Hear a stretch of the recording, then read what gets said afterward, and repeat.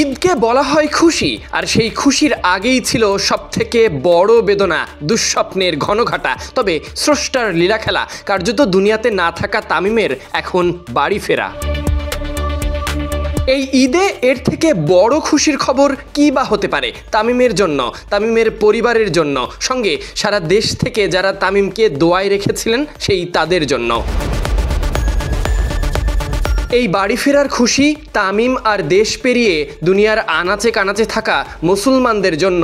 এই ঈদে যে যেভাবে পেরেছেন বাড়ি ছোটার চেষ্টা করেছেন পরিবারের সঙ্গে সুমধুর সময় কাটাবেন বলে। এর মাঝে তামিম ইকবাল পারবেন না, সেটা স্রষ্টা নিজেই চাননি। এজন্যই উদাহরণ সৃষ্টি করে মেডিকেল সায়েন্সকে তাক লাগিয়ে দিন দুয়েকের ব্যবধানে অন্যদের মতো করে তামিমও বাড়ি ফেরেন শুক্রবার মধ্যাহ্নতে।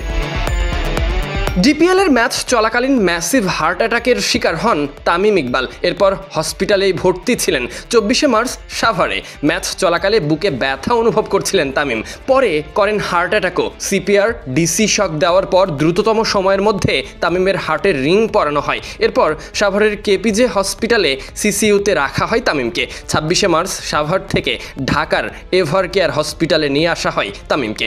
এখন ফিরছেন বাড়িতে।